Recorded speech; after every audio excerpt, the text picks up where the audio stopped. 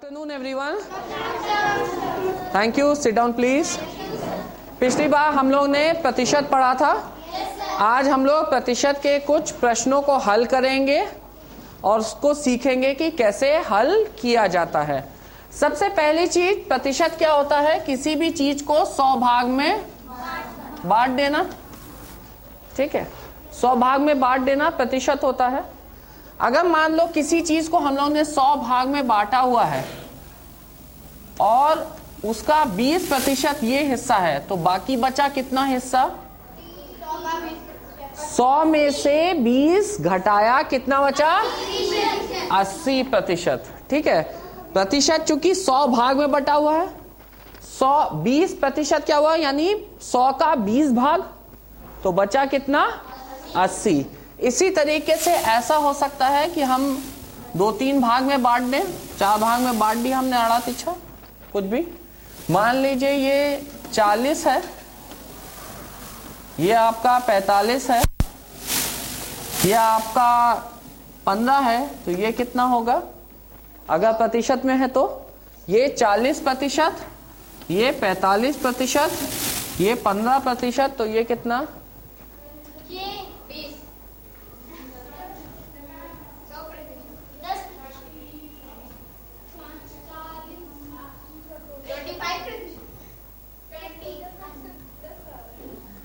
ये टोटल मिला के कितना हो गया? 100%। तो ऐसे तरह का कोई भाग पॉसिबल नहीं है, ऐसा नहीं हो सकता। 100%, अगर 100% हो गया तो उससे ज्यादा नहीं हो सकता। या तो हमने ज्यादा भाग में बांटा हो, वरना नहीं हो सकता। अगर ये 35 होता तो हमारा कितना होता? ये 40 और 35 मिला के कितना हुआ? 75। 75 और 15 90। तो बचा कितना होता? 10%। तो हो सकता है कि आप कई भाग में बांटें, थोड़ा पार्ट अगर आपका बच के निकलता है तो प्रतिशत का हिस्सा है, वरना वो उतने प्रतिशत में नहीं है, उससे भी अधिक है।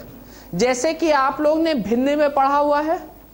भिन्न में या तो भिन्न जो है ऊपर वाला उससे छोटा होता है, कई बार उससे बड़ा भी होता है। जब बड़ा होता है तो 1 से ज्यादा हो जाता है।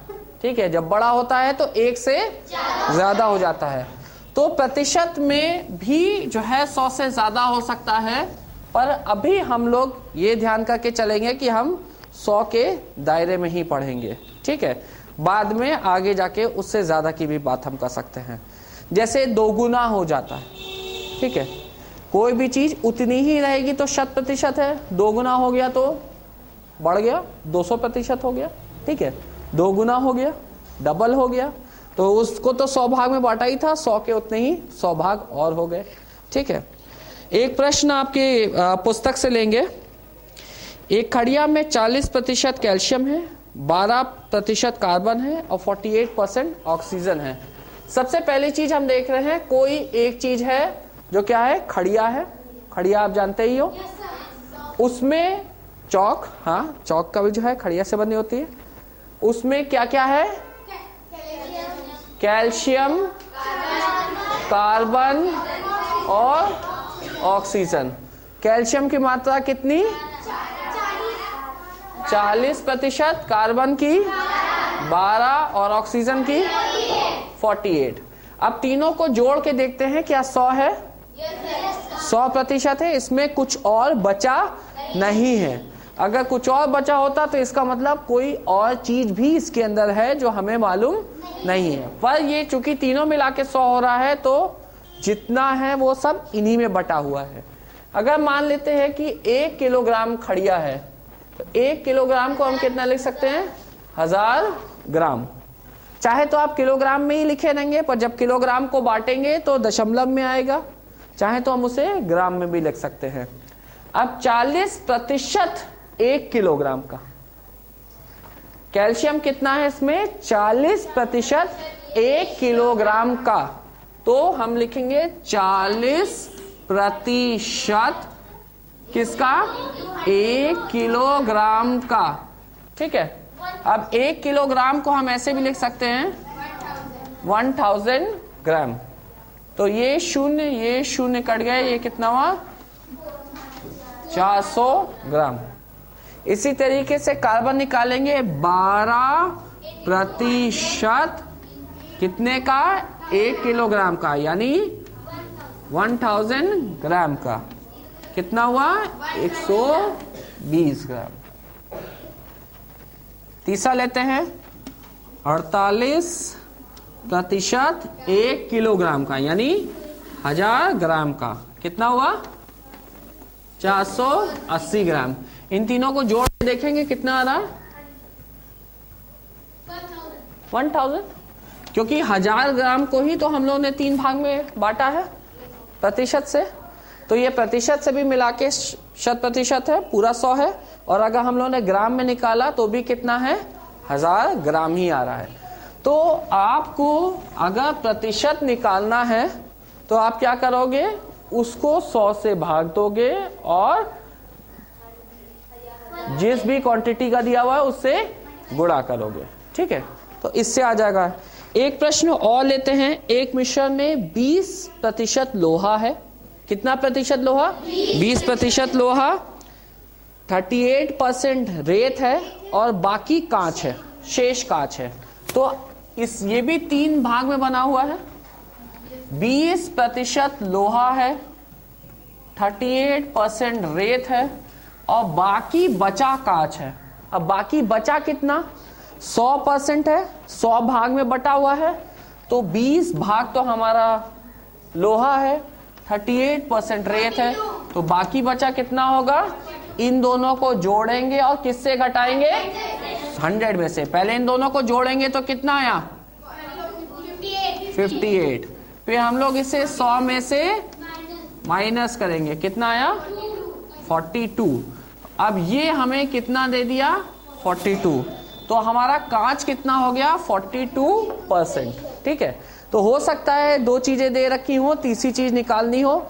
तो चूंकि 100 भाग में आपने बांटा हुआ है, 2 भाग दे रखे हैं, उन्होंने कहा शेष कांच है। इसका मतलब और कुछ नहीं है, जो भी बचा है वो कांच है। तो हम लोगों ने उसे 100 में से निकाल दी, माइनस कर दिया। अब इन्होंने और कहा यदि मिश्रण में कांच की मात्रा 168 ग्राम है, कांच की मात्रा 168 ग्राम है। ठीक है, पूछ रहे हैं ये पूरा कितने ग्राम का है। यहां देखिए प्रश्न के उल्टा हो जा रहा है, पूरी मात्रा दे रखी थी और उसके भागों की मात्रा पूछी जा रही थी।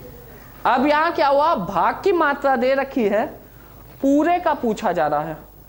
तो जो पूरा है वो तो हमें मालूम नहीं है, कुछ नहीं मालूम हमें, कितना पता करेंगे, ये हमें मालूम नहीं, तो मिस्टर एक्स।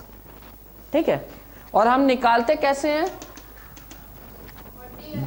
42% किसका, पूरे का, पूरे का मालूम नहीं क्या है।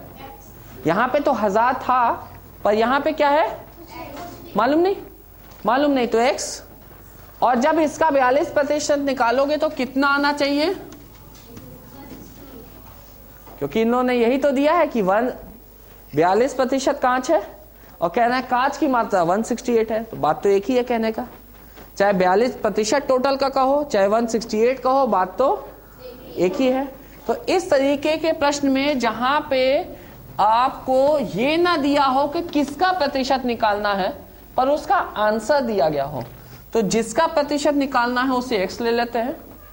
बिल्कुल वैसे ही करेंगे जैसे करते हैं, बस क्या था, यहां पे ये दिया हुआ था और ये निकाल रहे थे, और यहां पे क्या हो रहा है, ये दिया हुआ है और ये निकालने हैं। लिखने का तरीका वैसे ही, 42% पूरे का इज इक्वल टू 168। ठीक है, तो अब हम लोग क्या करेंगे, इसको निकालने के लिए उल्टा कर देंगे, इसको 100 से भाग 42, इसको इधर ले गए और इसको इधर ले गए, क्रॉस मल्टीप्लाई किया। अब किससे कटेगा बताइए, 2 से कितनी बार,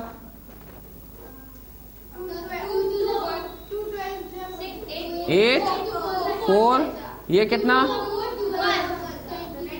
अब तो 2 नहीं जाएगा,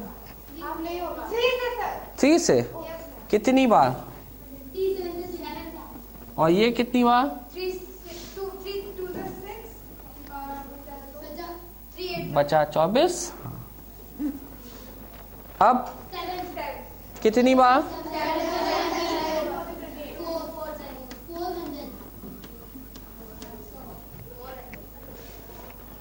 निकल गया। जब पूरा दिया था तो हमने भाग निकाल दिया, भाग दिया था तो पूरा निकाल दिया। ठीक है, पर तरीका लिखने का वैसा ही रहेगा। जो प्रतिशत है गुणे पूरा इज इक्वल टू जो उस भाग का हिस्सा है। ठीक है, यहां भी हमने ऐसे ही किया था, बस फर्क क्या था, ये हमें मालूम था और ये निकालना था। अब यहां पे उल्टा है, ये हमें मालूम है और ये निकालना है। ठीक है, एक और प्रश्न लेते हैं। अब एक प्यारा सा छोटा सा प्रश्न लेते हैं। किसी राशि का 5% 600 रुपए के 15% के बराबर है। किसी राशि का, मालूम नहीं, किसी राशि का 5% 600 के 15% के बराबर है। किसी राशि का 5% 600 के 15% के बराबर है। अच्छा है इस तरीके से लिखने में। अब हम लोग इसको निकालेंगे। कैसे लिखें? 600 गुणे 15, 100, 5 नीचे 100 ऊपर, ये नीचे जाएगा ये ऊपर जाएगा।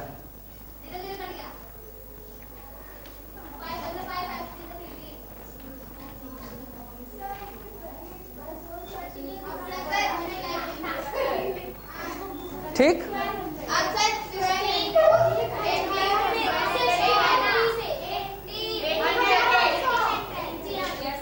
सुनने में कैसा लग रहा था? छोटा सा प्यारा सा बढ़िया सा क्वेश्चन था।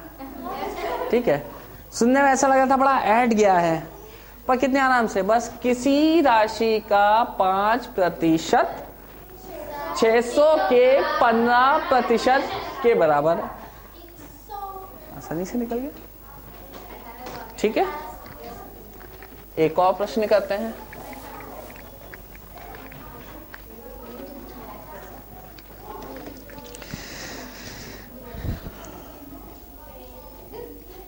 एक चुनाव में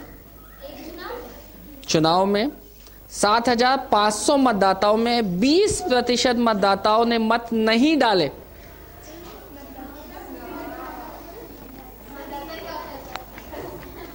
सात 7,500 लोग थे, उसमें से 20% ने मत नहीं डाले, वोट नहीं डाले। तो कितने लोग ने डाले? कितने लोग ने डाले? कितने?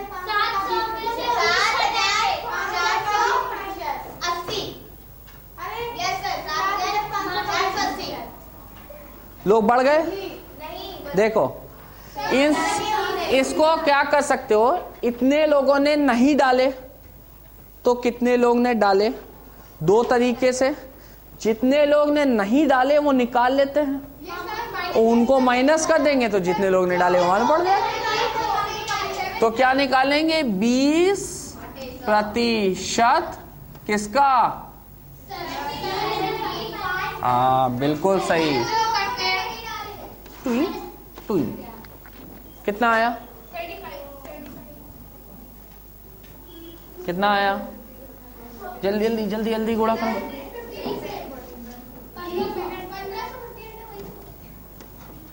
तो 1500 लोगों ने मत नहीं डाले, तो कितने लोग ने डाले? माइनस कर देंगे। तो कितने लोग ने डाले?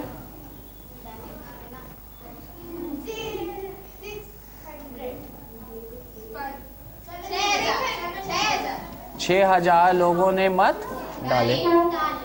दूसरा तरीका क्या है, एक तो हम लोग ने पूरा निकाल लिया और तब सब्ट्रैक्ट किया।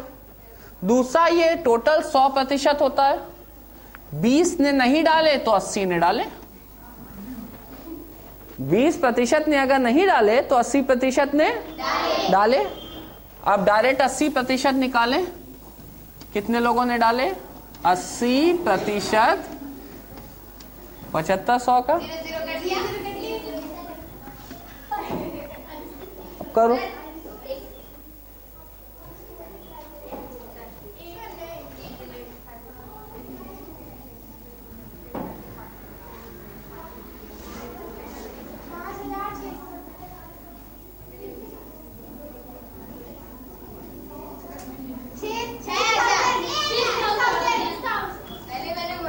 हाँ, चाहे इधर से पकड़ो चाहे उधर से आया वही। तो दो तरीके से आप निकाल सकते हो, या तो 20% निकाल दिया और पूरे में से घटा के ले आए, या पहले प्रतिशत ही निकाल लिया कि कितने लोग ने डाला। 20% से नहीं डाला तो 80% ने डाला। अब जब 80% ने डाला तो अब तो मैं सिर्फ डाला ही निकालना था ना। 80% कितने का? 7500 लोग का, जिन लोगों ने मत डाले, तो वो डायरेक्ट भी आ गया। तो आप चाहे इस तरीके से चाहे उस तरीके से, दोनों तरीके से निकाल सकते हैं।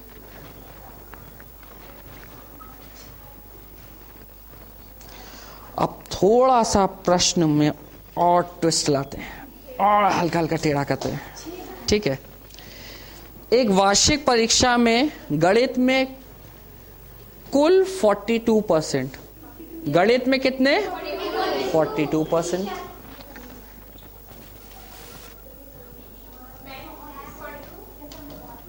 कितने? 42%। 42% यानी 100%, ठीक है, परसेंटेज। अंग्रेजी में कुल 32%, इंग्लिश में कितने? 32%। अभी मार्क्स आए या नहीं आए या क्या, कुछ नहीं है। विद्यार्थी पास नहीं हुए। मैथमेटिक्स में इतने पास नहीं हुए और इंग्लिश में इतने पास नहीं हुए।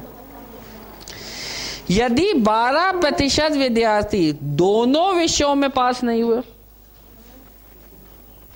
इसमें से 12% ऐसे हैं जो दोनों में पास नहीं हुए, ना गणित में पास हुए ना अंग्रेजी में पास हुए, दोनों में पास नहीं हुए। तो कितने प्रतिशत पास हुए?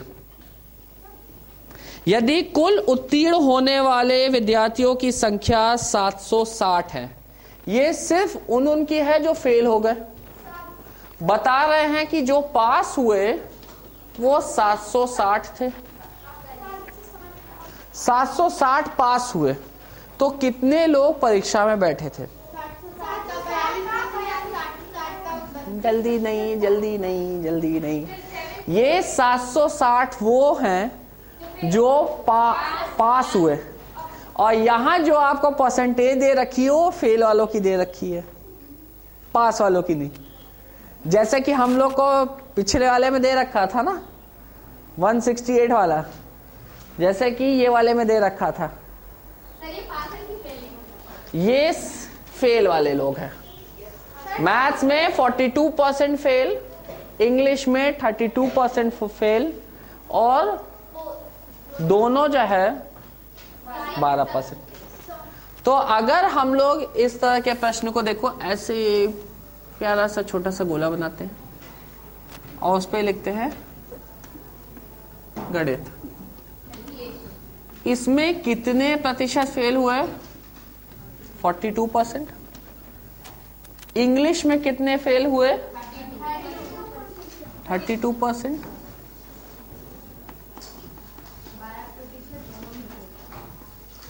और 12% दोनों में फेल हुए। जो 12% दोनों में फेल हुए वो तो इसमें और उसमें दोनों में आ रहा है ना, यानी ये 12 इसमें भी नजर आ रहे हैं और ये 12 इसमें भी नजर आ रहे हैं। तो खाली गणित में कितने फेल हुए? 42 माइनस 12 जो खाली गणित में फेल हुए, क्योंकि वो 12% वो है जो गणित में भी फेल हुए और इंग्लिश में भी फेल हुए। तो ये 30% हैं जो खाली गणित में फेल हुए और 20% खाली इंग्लिश में फेल। हाँ बिल्कुल सही। ये कितने हैं जो खाली इंग्लिश में फेल हुए? 20%। और बचे 12 कितने हैं? दोनों में फेल हुए। अब गौर से देखो, इसीलिए हमें 42 दिख रहा था, क्योंकि ये तो बता रहा है कि गणित में फेल हुए। हाँ भाई गणित में फेल हुए, पर ये इंग्लिश में भी फेल हुए, इसमें से 12 लोग। इसी तरीके से इसमें से 12 ऐसे हैं जो गणित में भी फेल हुए और इंग्लिश में भी फेल हुए। तो खाली गणित वाले 30%, खाली अंग्रेजी वाले 20% और दोनों 12%। तो इन तीनों को अगर मिलाएं तो कितने प्रतिशत हो गया?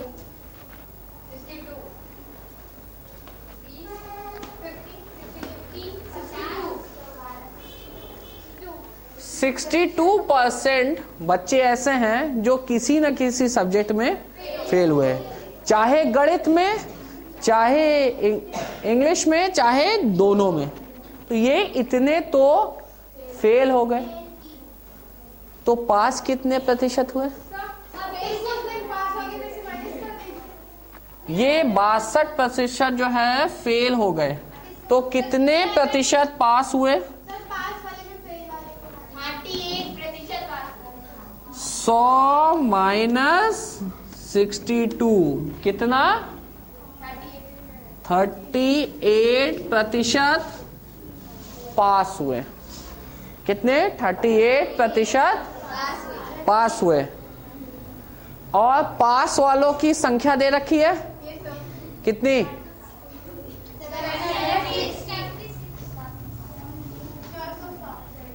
और वो कितने प्रतिशत हैं? कितनों के मालूम नहीं। तो कितना हुआ? 38%। कितने बच्चों के मालूम नहीं, बराबर कितना? 760। क्योंकि कितने बच्चे बैठे थे हमें ये तो मालूम नहीं, सिर्फ हमें प्रतिशत में बता दिया, इतने फेल हुए, इतने फेल हुए, इतने फेल हुए। और जो पास हुए उनकी खाली जनसंख्या बता दी। तो टोटल कितने थे? टोटल तो हमें मालूम ही नहीं था, तो टोटल तो हमारे लिए x था। तो ये जो 38% है कितने का है? x का। और वो कितना है? 760। तो x कितना हुआ? 760 गुणे 100 डिवाइडेड बाय। आप क्या करेंगे? 2। 0 से किसको काटोगे? किसको?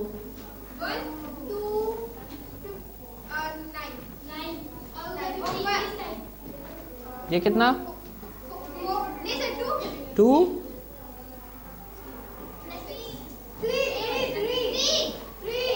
3 अब 8 2 3।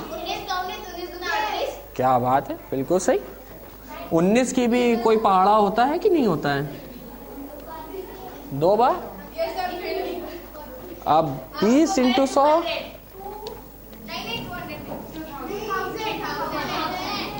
यानी कि 2000 बच्चे परीक्षा में बैठे थे। 2000 बच्चे परीक्षा में बैठे थे, जिसमें से 760 पूरे पास हो गए थे। बाकी बचे या तो गणित में या इंग्लिश में या दोनों में फेल हुए थे। ठीक है। तो जब भी इस तरह का प्रश्न दिया होता है जिसमें ये दिया हो कि किसमें फेल हुए या किसमें पास हुए, एक दिया हो, दूसरा दिया हो और दोनों भी दिया हो, ये दिया हो वो दिया हो, दोनों भी दिया हो, तो इस तरह के प्रश्न में हमें ये जरूरी हो जाता है कि दोनों वाले को हम लोग अलग अलग कर ले, क्योंकि ये जो बच्चे हैं ये दोनों में गिने जा रहे हैं, इसमें भी गिने जा रहे हैं और उसमें भी गिने जा रहे हैं, तो इनकी गिनती 2 बार हो जा रही है ना। इसलिए हम इसको 42 से हटा के 30 खाली गणित वाले अलग कर लेते हैं, 32 में से 12 हटा के 20 खाली अंग्रेजी वाले अलग कर लेते हैं, और ये 12% को अलग से रखते हैं। अब तीनों को जोड़ते हैं तो हमें सही प्रतिशत आएगा कि आखिर कितने प्रतिशत फेल थे, क्योंकि जब अगर हम यहां पे जोड़ रहे होते तो कितना आ जाता, 42 प्लस 32 प्लस 12 कितना आ जाता, इन तीनों को जोड़ते तो कितना आता, 76। पर ये तो गलत हो जाता ना, 74 आ रहा होगा, 76 आ रहा है, पर ये देखो ये गलत हो जा रहा होगा ना, क्योंकि इसमें ये जो 12% वाले हैं ये तुमने एक बार गणित में भी जुड़ चुका है और एक बार इंग्लिश में भी जुड़ चुका है और उसको अलग से भी जोड़ चुके हो, तो सब गड़बड़ हो जाता। इनमें से किसी एक में ही आना चाहिए था, इसलिए हम लोगों ने इसे अलग अलग किया। और फिर कितनी बार जुड़ गया, अभी हमारा यहाँ पे कितना आया था 62, 2 बार और जुड़ गया, क्योंकि 12 को यहां तो तुमने लिया ही लिया, 12 को यहां भी एक्स्ट्रा ले लिया और 12 को यहां भी एक्स्ट्रा ले लिया, 3 बार 12 जुड़ गया। इसलिए इस तरह के प्रश्न में अलग इसको अलग हटा दो, अलग इसको हटा दो और दोनों को साथ में रखो।